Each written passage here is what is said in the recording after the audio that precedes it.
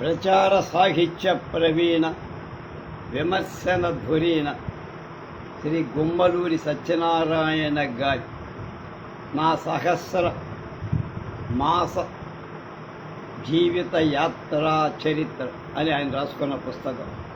ఇది 5వ భాగం, 13/5/20. ఆయన చిన్నప్పటి ముచ్చట్లని ఎక్కడెక్కడ ఏం జరిపారో ఏం జరిగాయి అవన్నీ జ్ఞాపకం పెట్టుకొని మనకు చెప్తారు. జడకుచ్చులు, తాళ్ళు, రకరకాల రంగులతో కుంకుమలు ఒక ఆమె చేస్తూ ఉండే. నా చిన్నతనంలో వాళ్ళ ఇల్లు చాలా ఆసక్తికరంగా, కర్పూర పేరు అంటే దండ ఒకటి తయారు కాగానే అది కొంచెం కొంటెతనంగా నేను ఒకసారి నా మెడలో వేసుకొని కర్పూర వాసన చూసి ఆ దండ అందానికి మురిసిపోయేవా. బాబు, కర్పూరపు దండ మెడలో వేసుకొని ఆడుతూ ఉంటే అవి నలిగిపోతాయి. నువ్వు పెద్దవాడివైతే కావలసని దండలు వేసుకుందువులే, నీ పెళ్ళికి నేనే కర్పూర దండలు కట్టిస్తా అని దండలు వేసుకొని మురిసిపోయే పవిత్ర భావాలను నా లేత మనస్సులో ఆ సాధ్వి నాటి. ఇంకొకరు మెడలో దండేస్తే గౌరవ సూచకమని కొన్నాళ్ళకి అర్థమయ్యింది. ఒక విచిత్రం ఏమిటంటే, ఒకనాడు ఆమె అన్న మాటలు గుర్తించుకొని 1930లో నా పెళ్ళి నిశ్చయం కాగా అప్పుడు మేము ఉంటున్న బాయమ్మ గారి ఇంటి నుంచి వెళ్ళాం. కానీ అంతకుముందే అంటే ఆమె ఈ కర్పూరం మరొక ఊరికి వెళ్ళిపోయారు. ఆమె ఆశీర్వచన బలమే అనుకుంటా సభలో గౌరవాన్ని ఈపాటికి పొందుతూ సభలలో దండ వేయించుకునే హోదా పరిపాటై రేఖాన వీధిలో ఉత్తరంగా 2 ఫర్లాంగుల దూరం వెళ్తే రాజవీధిలో రాజాగారి కోటకు ఎదురు దక్షిణంలో జగన్నాథ స్వామి కోవెల, ఉత్తర దిశగా 100 గజాలు చదరంలో తులసి వనం. ఆలయ పూజలకు తులసి దళాలు కావాలిగా. కోట దగ్గర ఉన్న తులసి వనాన్ని చేరుకుంటూ పడాల వారి సందు అని చిన్న వీధి ఉండేది. ఆ కుటుంబీకులే పడాల పరశురాం పిల్లల బడి కట్టించారు. అక్కడున్న 4-5 పడాల బంధువుల కుటుంబ సభ్యులలో భక్తి ఈనాటికి ఉంది. భజన మందిరం అని ఒకటి ఉండే.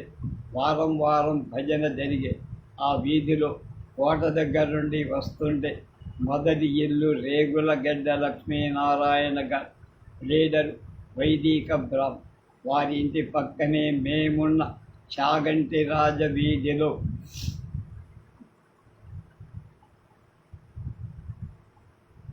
ఇవటూరి అధిక రేగుల వారి కాక మరొక 2 చాగంటి వారి కుటుంబాలు ఉండి ఒక శాఖకు చెందిన కులస్తులు ఇంచుమించు దగ్గరగానే కాపురం ఉండే. మాటలకు రాజుగారి కోట నుండి రాజవీధిలో తిన్నగా కాలేజీ వైపుకు వెళుతుంటే పర్లాంగు దూరంలో 15 లేక 20 బ్రాహ్మణ కుటుంబాలు. వాటిలో తమ్మ పరిమి, ఎవటూరి, అరికి రేవుల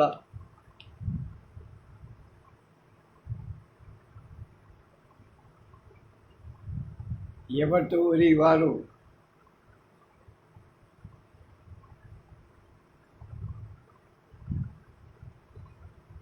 శాసనాన్ని పరిశీలన చేసిన మల్లంపల్లి సోమశేఖర శర్మ గారి మేనల్లుళ్ళ వాళ్ళు అవుతారు.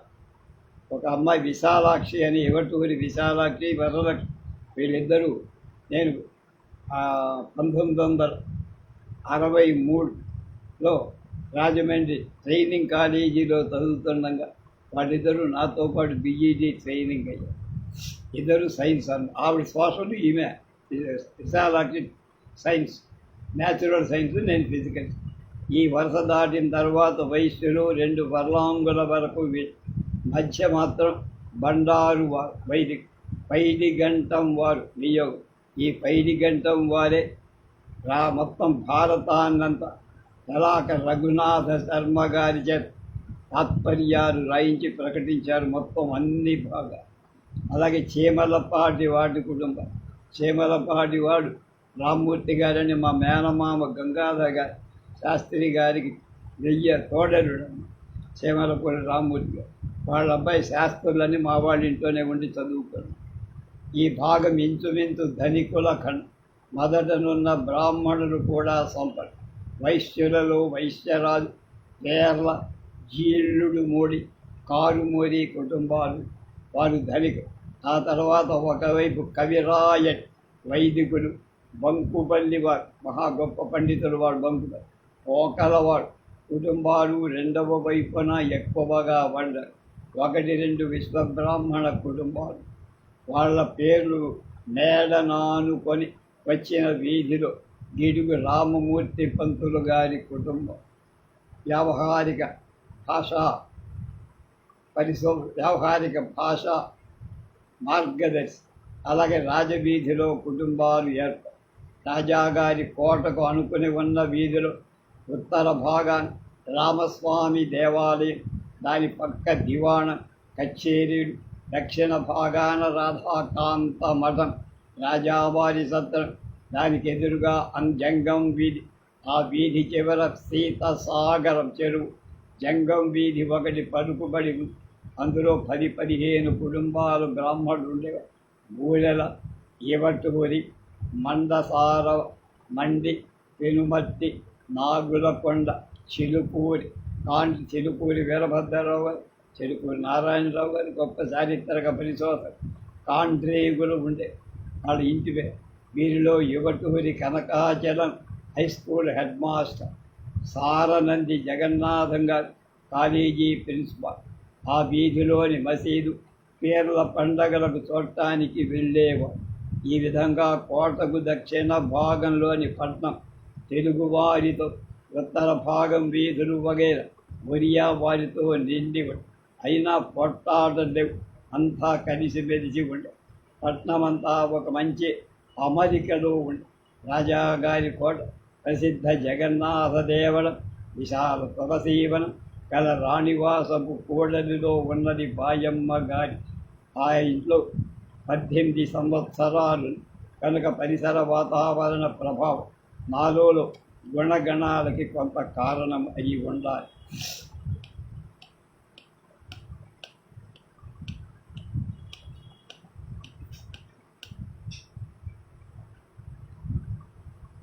పర్లాకిమిడిలో 3వ భాగం. పర్లాకిమిడిలో మా చదువు. రాజుగారి కోట ఇప్పటిదాకా చెప్పింది పర్లాకిమిడి గురించి. పర్లాకిమిడి మన రాష్ట్ర విభజన సందర్భంలో ఒరిస్సాలోకి వెళ్ళి అప్పటిదాకా అక్కడ కాపురం ఉన్నటువంటి మన వ్యావహారిక భాషోద్యమ నాయకులు ఆయన కోపంతో అర్ధరాత్రి ఆ ఊరు వదిలిపెట్టి రాజమండ్రి వచ్చారు.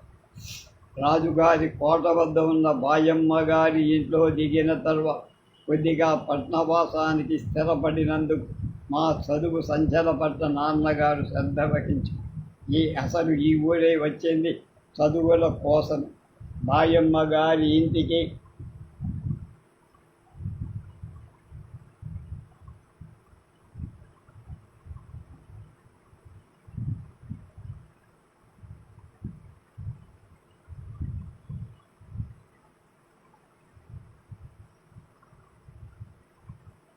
రెండు 3 ఫర్లాంగులే.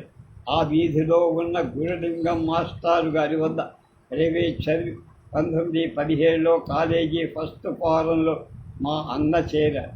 అప్పుడు కాలేజీ ప్రిన్సిపాల్ ఈ లింకనర్ బర్త్. అతడు షేక్స్పియర్ నాటకాలకి లఘు టిప్పణం రాశాడు. కొందరు విద్యార్థులకు రాజావారి కాలేజీలో ఫీజు తీసుకోకుండా ఫ్రీ స్కాలర్షిప్ ఉండేది. పై ఊళ్ళ నుండి వచ్చి చదువుకునే విద్యార్థులకు ఉచిత భోజన వసతి ఉండేది. ఊరిలోనే కాపురం ఉంటూ చదువుకునే పేద విద్యార్థులకు చాలామంది స్కాలర్షిప్లు ఇచ్చేవారు. కొందరికి సగం మాత్రమే స్కూల్ చేయడం. ఎవరైనా సరే ఏ ఒక్క సంవత్సరం పరీక్ష పాసు కాకుండా ఉంటే వారికి ఆ ఏటికి ఆ రాయితీలు వంటివి సౌకర్యాలు ఉండేవి కావు. కనుక ప్రతి కుర్రాడు శ్రద్ధగా చదువులపై దృష్టి చదువుకునే. ఆ రోజుల్లో నిండు జీతం 4వ వారం వరకు 3:15, అలాగే 5-6 వారాలకు 5:15, తర్వాత ఇంటర్మీడియట్కి 7:15. తక్కువ ఉన్నంతలో మిగిలిన స్కూలు ఫీజులు కట్టి కాలేజీలో చదివేవాడు. బహు స్వల్పమైన కాలం ఎంత గొప్పదో. ఆ రోజుల్లో స్కూల్ పిల్లలు కట్టే జీతాలే ఆ యజమానులకు ప్రధాన ఆధారం. కాలేజీ తీసుకోవడం, మాస్టర్లకు ఇచ్చే జీతాలు, ఖర్చులు యజమానులు వీలైనంత వరకు తమకి డబ్బులు మిగిల్చుకుందామని యోచిస్తున్నారు. ఇవాళ పాఠశాల స్థాపన, నిర్వహణ ఈనాడొక వ్యాపారం, ఆనాడొక విద్యాదాన ధర్మ కార్యం, ప్రజాసేవ. మా అన్నకు ఎడమ చేతితో వ్రాయటం అలవాటు, కానీ అక్షరాలు ముత్యాలకు ఎక్కడా కొట్టివేత ఉండేది. 1923 స్కూల్ ఫైనల్ పాస్ అయ్యా. ఆ సంవత్సరం మా స్కూలు మొదటిసారి పరీక్షకు వెళ్ళి పాస్ అయిన వారిలో అతడొక్కడే. నాన్నగారికి ఎంతో ఆనందం. ఇంటర్లో కూడా అదే కాలేజీలో ఉంది. ఇంగ్లీషు, తెలుగు గ్రూప్ విషయాలు అని 3 భాగాలుగా పరీక్షలు. 3 పాస్ మార్కులు వస్తే మొత్తం పాస్. ఏ ఒక్కదానిలో తక్కువ మార్కులు వచ్చి ఆ ఏడాదికి ఆ పరీక్ష అంతే. ఎందులో తక్కువ మార్కులు వచ్చాయో ఆ ఒక్క భాగం తిరిగి సెప్టెంబర్ పరీక్షకు రాయొచ్చు. అందులోనూ పోతే మళ్ళా మార్చి, ఎంఎస్ఎం అంట, మార్చి, సెప్టెంబర్, మార్చి, అలా అంచెలంతల మీద పాస్ అయిన కుర్రాడని ఎంఎస్ఎం అనేవాడు. నేను చెప్పింది మార్చి, సెప్టెంబర్, మార్చి. కనుక మా నాన్న నాకంటే బలశాలి. హాకీ ఆటల్లో గోల్ ద్వారాన్ని దగ్గరగా ఫుల్ బ్యాక్ స్థలంలో కంచుకోటగా నిలబడి ఆడుతూ ఉన్న అతడు కుట్టే బంతి దెబ్బ తగులుతుందేమని అందరికీ భయం. నా మీద ఆయనకి అభిమానం ఎక్కువ. తన తీరిక సమయాల్లో కూర్చోబెట్టి లెక్కలు, ఇంగ్లీషు చెప్పేవారు. ఒకనాటి సాయంకాలం స్కూల్ నుండి ఇంటికి వస్తాను. నేను ఇంటికి వచ్చాక మా ఇంటికి దగ్గరగా ఉన్న డాబా గార్డెన్స్ అంటే కాలేజీ పిల్లల ఆట స్థలం. అందులో హాకీ ఆటకు వెళ్ళేవాడు. ఆ వేళలో మా ఇంటి పక్కన ఇంటి నుండి ఒక పెద్ద మనిషి వచ్చి నన్ను పట్టుకొని, ఎందుకురా మా వాడి క్లాసులో కొట్టావుట అంటూ నా చెంపపై కొట్టి పక్కనే ఉన్న మా ఇంటి అరుగు మీద కూర్చున్న మా అన్న వాళ్ళని చూసి ఒక్క ఉరుకొన వచ్చి ఉలి మీద మాదిరిగా వచ్చి అతన్ని పట్టుకొని కింద పడేసి కాలుతో తని, నీకేం బుద్ధి ఉందా? పిల్లలు క్లాసుకుంటే కొట్టుకుంటే అది వాళ్ళు చూసుకుంటారు. మధ్యలో పెద్ద గాడిదలా వచ్చావు ఎందుకురా? నీకెందుకయ్యా? నీ కొడుకైతే వీడు నా తమ్ముడు. ఇటుపై వీడి మీద చెయ్యేసావో కాళ్ళు విరిగిపోతాయి. ఆ సంఘటన తర్వాత 10-15 రోజులు నేను ఆ కుర్రాడు క్లాసు మాట్లాడుకో, కానీ క్రమంగా గతాన్ని మర్చిపోయి స్నేహశీలమయ్యా. అన్నకు పెళ్లి 1926 మే 14వ తేదీ శుక్రవారం మా అన్నకు వివాహం. మాకు దగ్గర బంధువులే అయిన వేతన భర్త అప్పలనరసింహం గారు అప్పుడతడు బరంపురానికి 15-20 మైళ్ళ దూరంలో గొడోకిమిడిలో ఉండేవారు. అదొక చిన్న సంస్థానం ఎస్టేట్. దాని యువరాజు ఇంకా చిన్న కనుక ఎస్టేట్ వ్యవహారం చూడటానికి అప్పనరసింహం గారికి దివానుగా గవర్నమెంట్ టీమ్. అతడు డిప్యూటీ కలెక్టర్ హోదా. మాకు సరుకు వరుసకు అతడు మాకు మామయ్య.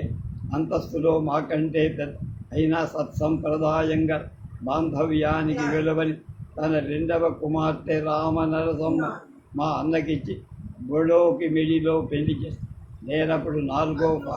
మేమంతా బరం పర్లాకిమిడి నుండి రైల్లో వెళ్ళి అక్కడి నుండి రెడ్డెండ్ల బండ్లలో వెళ్ళిన దగ్గర నుంచి నాకు విపరీత జ్వరం కనుక జరుగుతూ ఉన్న పెళ్లి చూసి ఆనందించలేక మా మామయ్యకు తొలి భార్య తల్లార్ద్వేదుల వారింటి ఆడపడి, ఆమెకి ఇద్దరు కుమార్.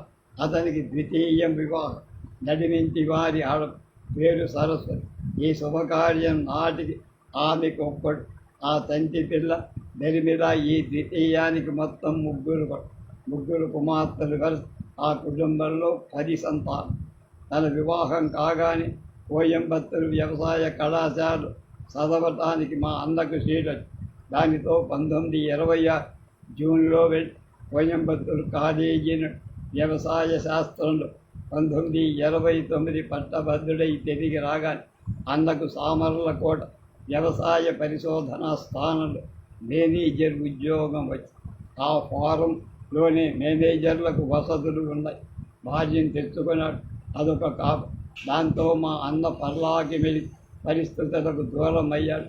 పర్లాకిమిడిలో నేను నాన్నగారి మేము రాజాగారి తోట దగ్గర ఉన్న మాయమ్మ గారి ఇంట 1916లో ఆ సంవత్సరమే రాజుగారికి పెళ్లి. అప్పుడు బీహార్, ఒరిస్సాలు రెండు కలిసే ఉండేవి రాష్ట్రంగా. అందులో రేవా సంస్థానం ఉంది. ఆ ఎస్టేట్ రాజావారి కుమార్తెను పర్లాకిమిడి రాజాకి ఇచ్చారు. ఊరిలో ఏ సందడి అయినా, ఏ ఊరేగింపు వచ్చినా కోట వద్దకు వచ్చాయి. అటువంటిది రాజాగారి వివాహం అంటే ఊరంతా సాంబారు. బ్రహ్మాండమైన దీపాలంకరణ, బాణాసంచారం, వినోదాలు సహజం. పర్లాకిమిడి నగరంలో కోట అంతఃపురాలు విద్యుత్ దీపాలు లేవు. కానీ వాటికి బదులు వంట గ్యాసుతో వెలిగే దీపాలు కోటలో కట్టెలను కాల్చూ వచ్చిన పొగను పోలి ఉన్న ఎనపరేకు బావులలో ఈ వంట గ్యాస్ నిల్వ చేసి దాని నుండి గొట్టాలను కోటలోని దీపాలను ఏర్పాటు చేసి కాలేజీలో రసాయన శాస్త్రం చెప్పడానికి ఉపయోగించే బున్సన్ గ్యాస్ ఇలాగే తయారై కాలేజీలో శాస్త్ర బోధనార్థం అందుబాటులో ఉన్న సంగతి మనకు తెలుసు. ఇక వీధులలో ఎక్కడికక్కడ కార్బైడ్ దీపాలు. వీటిలో కాల్షియం కార్బైడ్ వేస్తే ఒక విధమైన వాయువు మండుతూ బయట వేరే గాలికి ఆరే దీపాలు ఆరిపో. అందుకే సైకిళ్ళ కూడా కార్బైడ్ దీపాలు అమర్చేవా. సైకిళ్ళ సాధారణంగా కెరసనాయిల్ పోసి వెలిగించే దీపాలు ఉండే. కొన్నాళ్లకు డైనమో లైట్ అంటే సైకిల్లోని వెనక ఉండే చక్రంతో పాటు డైనమో తాలూకు పళ్ళ చక్రం తిరిగే. దానివల్ల విద్యుత్ శక్తి ఉత్పత్తి అటు సైకిల్ లైటు వెలిగే.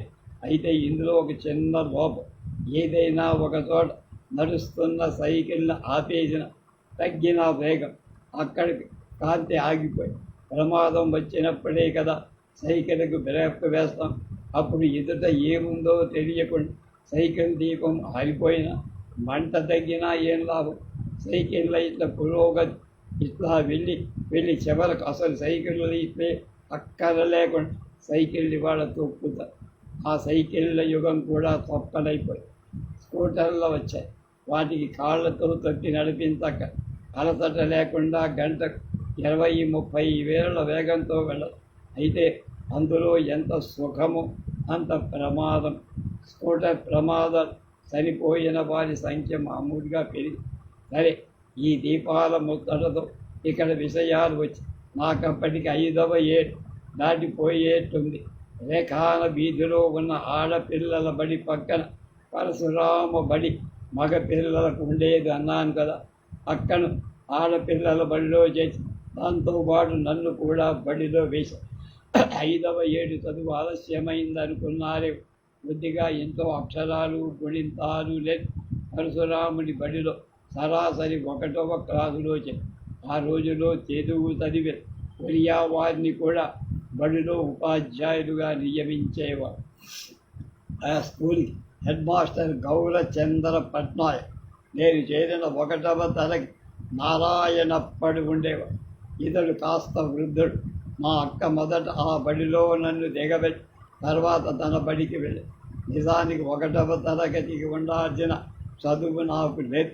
ఇంతలో మధ్యకాల పరీక్షలు స్కూళ్ళ ఇన్స్పెక్టర్ వచ్చి పరీక్షించేవాడు. క్లాసుకు వచ్చారు. అన్నింటిలో నేను తప్పానేమో ఫెయిల్ చేశాను. ఆ రోజు సాయంత్రం దూరంగా నుండి నాన్న నేను ఫెయిల్ అయ్యానని గొప్పగా సంతోషంగా చెప్పుకొని క్లాసు ఫెయిల్ అనే అవస్థా భేదాలు తెలియని వయస్సు. మంచి పని చేశావురా లోపలి రాని తన ఆశాభంగం కనపరచకుండా నాన్నగారు ప్రబల. మర్నాడు యథాప్రకారం అక్కతో పరశురాముడి బడికి వెళ్ళి అప్పుడు మాస్టారు వారి వేద్దావా నీ పరీక్ష పోయి పక్కనున్న పెద్ద ఇన్సెంట్ క్లాసులో కూర్చో. అప్పుడు నాకు అది చిన్నతనమని బాధ. అక్కడితో బడికి వెళ్ళడం మానే. ఆనాటి చిన్న ఇన్సెంట్ పెద్ద ఇన్సెంట్లకు బదులు ఈనాడు LKG, UKG, upper kindergarten అని పిలుస్తారు. కాలమే దేనికైనా ఔషధం కదా. కనుక మంచి రోజులు వచ్చి డిసెంబర్ 11వ తేదీ జార్జి చక్రవర్తి పట్టాభిషేక్. బడిలో పిల్లలందరికీ మిఠాయి. ఆ మిఠాయి సంగతి నన్ను ఎట్లాగో మభ్యపరి మా అక్క తిరిగి తనతో స్కూలుకి తీసుకువెళ్ళి ఆనాడు నిజంగానే మిఠాయి బడికి వెళ్తూ ఉంటే మిఠాయి ఇస్తారు అనుకొని బడికి వెళ్ళే అలవాటు చేస్తూ ఎంతలో వార్షిక పరీక్ష ఇన్సెంట్ పాస్ అయి 1వ తరగతికి వచ్చి అది కూడా పాస్ అయి 2కి చేరి 2వ తరగతి మాత్రాలు మంత్రి ప్రగడ కామేశ్వరరావు. నేను లెక్కలు తెలుగులో ఫస్టుగా ఉండే. ఒకనాడు లెక్కలు చెప్పిన దిద్దరు తన ఉంగరం వెళ్తూ మొట్టికాయలు మొట్టి. వాళ్ళిద్దరూ నాకు స్నేహితులు. హెడ్ మాస్టర్తో వాళ్ళ నాన్నను ఫిర్యాదు ఇప్పిస్తానన్న. దానికి నేను వద్దు, మనమే ఈ సాయంత్రం మేస్టారింటికి వెళ్ళి మమ్మల్ని గట్టిగా తల మీద కొట్టారు అని చెప్పి చూద్దామని. సరే అంటూ నువ్వు కూడా మాతో వచ్చి మా తరపున చెప్పు, తర్వాత మేము అందుకుంటామని. మేము నలుగురం మాస్టారింటికి పాపం మా ఫిర్యాదు విని చాలా జాలిపడి బాధపడి తర్వాత మా నలుగురి ఏదో తినటానికి బుద్ధిగా చదువుకోబోదే ఎవరికైనా కోపం వస్తుందిరా అని కోపం తెప్పించకండి, చక్కగా చదువుకోండి, వెళ్ళండి అని బుజ్జగించి పంపారు. ఆ సన్నివేశంలో నాకు మా క్లాసులో నాయకత్వం వచ్చి 2వ తరగతి పాస్ అయి 3లోకి వచ్చి ఆ క్లాసు మాస్టారు పాత్రకొండ అప్పన్నగా. సాత్రకొండ మా వీధిలోనే 4 ఏళ్ల తర్వాత ఉండే. వారి వద్ద చదువుకుంటేనే సరదా పడి ఎంతలో అన్న ప్రయత్నించి కాలేజీలో 4వ తరగతిలో నన్ను చేర్పించారు. ప్రారంభంలో 1 ఏడాది చదువులో వెనకబడ్డాడని వాడికి బాధ. అంచేత ఎలాగైనా ఆ లోటు పూర్తి చేద్దామని వాడి ఉద్దేశం. అప్పుడు నేను 3 చదవకుండానే సరాసరి 4లోకి. కాలేజీ అంటే మా ఇంటికి అదొక దేవేంద్ర భవన్. అక్కడ ఒక క్లాసుకి విడిగా ఒక గది నిండా 150 మంది పిల్లలు ఉండరు. పరశురాముడి బడి నుండి 1500 మంది ఉన్న దివ్య భవనానికి వెళ్ళి చదువుకుంటున్నానంటే ఎంతో. మేమున్న హై స్కూల్ చివరి గంటలో బిల్డింగ్ పెద్ద పేరు మ్యారిజన్ ఎక్స్టెన్షన్. దాని ముందు పెద్ద మైదా. సాయంత్రం చివరి గంటలో ఆర్డర్ వ్యాయామం దిల్లుండి. అదొక వ్యాయామ తరగతి. 4వ తరగతిలోని ఒరియా తెలుగు విభాగాలలో క్లాసు పిల్లలందరి వరుసలలో నిలబెట్టి మా చేత డ్రిల్ చేయిస్తూ ఉంటే మేము ఒక గొప్ప సైనికులమనే భావన. ఈ మైదానాన్ని 5-6 అడుగుల పల్లలు మరొక భవనం ఉండే. అయితే అది మేడ కాలేజీ. అందులో 5వ ఫారం నుండి హై స్కూల్ కాలేజీలో ఇంటర్ తరగతులు, లైబ్రరీ, మ్యాజిస్ట్రేట్ ఎక్స్టెన్షన్. కాలేజీ భవనాలకు మధ్య చదురైన ప్రదేశంలో వ్యాయామం చెయ్యడానికి ఏర్పాటు. వాటిలో ఎత్తైన ఇనప దండాలు వేలాడగట్టి 2 రింగులు పట్టుకొని ఊగుతూ సర్కస్లో మాదిరి మొగ్గలు వేయటం నేర్పారు. 4 హారిజాంటల్ బార్స్ కర్రతో భీముడి గదలుగా చెక్కిన డంబెల్స్ ఉండే. తరచుగా అధిక వ్యాయామ శిక్షణ ఉండే. ఈ గదులలో చేతిలో తిప్ప. అయితే ప్రత్యేక వ్యాయామం చేసే పిల్లల సంఖ్య చాలా తక్కువ. 15-20 ఏళ్ల వాళ్ళు. ఈ తరగతులకు సాయంత్రం 5-6 గంటల మధ్య ఈ వ్యాయామ శిక్షణ ఇచ్చే డ్రిల్ మాస్టర్ దగ్గరలో ఉండి అన్నీ నేర్పు. పిల్లలు తాగటానికి మంచి నీటి గది వేరు. ఒక బ్రాహ్మణుడు బావి నుండి మంచినీరు తోడి తెచ్చి మంచినీటి కొండలు, ఇత్తడి రేకు గ్లాసులు శుభ్రంగా తోమి కొండల నీటితో తమ స్కూలు తెరిచే వేళ అందులో ఉదయం 10 గంటలకి తన గదిలో గుమ్మం దగ్గర కూర్చునేవారు. వచ్చిన పిల్లలకు గ్లాసులో పోసి తాగించేవారు. ఆ ఎంగిలి గ్లాసు తిరిగి ఆ కుర్రవాడి అక్కడ బోల్ని తీరికగా ఉన్న సమయాలు మంచినీటి బ్రాహ్మణుడు జంధాలు ఒడుకుతూ ఉండేవారు. ఒక కొబ్బరి చిప్పలో నిలబెట్టి కదులు కుడి చేతితో తిప్పుదు, ఎడమ చేతితో అంతకుముందే బాగా పింజలుగా కట్టి ఉంచి దూది నుండి దారం తీసి పురెక్కించేవారు. ఆ మైదానంలోనే ప్రక్కన 4 గోడల మధ్య ఇసుక చుట్టూ గోడలు నానుకొని అడుగు లోతు గల గచ్చు కాలం, పెద్ద పెద్ద ఉత్సల దొడ్డుడు, మైదానికానికి మరొక పక్క మరుగుదొడ్డు. ఇవి కాక బోయ కొండ నిండా చిన్న చెట్లే, కావలసినంత మరుగు, పిల్లలు అటే పోయ. ఇలా ఆటలకు చెప్పుకోదగిన సౌకర్యాలున్నాయి. కాలేజీకి దగ్గరలోనే చుట్టూ గోడలున్న ప్రత్యేక ఆవరణ, టెన్నిస్, బ్యాడ్మింటన్ ఆటలకు తయారు చేసిన కోర్టులు స్థలం. తర్వాత క్రికెట్, హాకీ, ఫుట్బాల్ ఆటల విశాల అవసరం. నేల కూడా కొరతని పచ్చికతో మెత్తగా. క్రికెట్ మాత్రం బంతి కొట్టేవారు. 2 వికెట్ల మధ్య పరుగులు తీసే ప్రత్యేకంగా తయారు చేసిన స్థలం పిచ్చి ఉండేది. వీటికి రాజాగారి కోటలోనే నాబాగ్ గార్డెన్స్ అనే పేరుతో క్రీడా స్థలం 500 చదరపు గజాలున్న చతురస్రంలో చుట్టూ 15 అడుగుల వెడల్పు రోడ్, దాని మధ్య ఈ పచ్చని క్రీడా మైదా. ఆటలకు కావలసిన బ్యాట్లు, బంతులు, నెట్లు వగైరా ఏ రోజుకు ఆ రోజు పిల్లలకి ఇవ్వడానికి విడిగా ఒక గది, అందులో ఒక నౌక. బ్లేట్లకు చిన్న చిన్న మరమ్మతులు చేస్తూ కర్ర బీతలు వాడకుండా బోలర్లు బంధిస్తూ శుభ్రంగా ఉంచి వాళ్ళకి సహాయకుగా 2వ మాలి ఇవ్వండి. క్రికెట్ పిచ్చిపై ఎగుడు దిగుడు రాకుండా నీళ్లు తడి చిన్న రోడ్డు రోలర్ నడుపుతూ నిలబెట్టేవాడు. చక్కబెట్టి స్కూలు పిల్లల ఆటలకై ఇంతటి శ్రద్ధ చూపే యజమానులు, సదుపాయాలు సాధారణంగా ఈ రోజుల్లో అసలే శూన్యం. అప్పుడు కూడా చాలా ఊళ్ళలో లేవు. ఇన్ని ఆకర్షణలు గల కాలేజీలు 4వ తరగతిలో చేరిన మొదలు ఒక్క పూటైన మానకుండా విలువ. మా ఇంటి నుండి కాలేజీ 6 మైళ్ళు. ఉదయం 12 వరకు తిరిగి 2 నుంచి 4:30. మధ్యాహ్నం భోజనానికి ఇంటికి. ముప్పొద్దుల భోజనం 4వ తరగతి మాస్టర్ ఎల్లా పంతుల అప్పారావుగా, 5వ తరగతి తమ్మా సీతారామ వీరిళ్ళు మా ఇంటికి దగ్గర. ఎల్లా పంతుల మాస్టర్ వయస్సులో పెద్ద, 50 ఏళ్లపై. వారిల్లు రాజవీధిలో, కాలేజీకి 2 ఫర్లాంగుల దూరం అయినా మధ్యాహ్నం ఇంటికి వచ్చి వెళ్ళలేక అక్కడే విశ్రాంతి తీసుకుని నేను మధ్యాహ్నం బడికి వస్తాను. వారి ఇంటికి వెళ్ళి పలహారాన్ని తీసుకొని రమ్మని గురుసేవ చేస్తున్నానన్న తృప్తితో ఆ పని చేసేవాడు. అయితే నాకు ప్రతిఫలం లేకపోలే. ఇంట్లో వేసిన ఆ పలహారంలో తరచూ పకోడీలు చేయకూడదు. నాకు కొంత వారు ఇచ్చేవారు. అక్కడ స్కూల్లో తాము తిని తర్వాత నాకు మాస్టారీ కొంత పెట్టి. ఇక క్లాసులో గొప్ప విశేషం ఏమిటంటే ఇంగ్లీషు బదులు ఫోనెటిక్స్ చెప్పే. అది కూడా ఇంగ్లీషే కానీ అక్షరాలు కొద్దిగా. ఈ ఫోనెటిక్స్ గొప్పతనం ఏమిటంటే ఇంగ్లీషు ఉచ్చారణ అక్షర దోషం లేని వ్రత వస్తాయి. ఆ భాషకు పునాదిగా ప్రారంభంలో చెప్పేవారు. 5వ క్లాసు నుండి ఇంగ్లీషు మాటలు వగైరా. తర్వాత 2-3 ఏళ్ళు ఫోనెటిక్స్ తీసేశాం. దానికి కారణం లేకపోతే ఆ కాలేజీ ప్రిన్సిపాల్గా ఈ వింక్లర్ అనే దొర ఉండేవారు.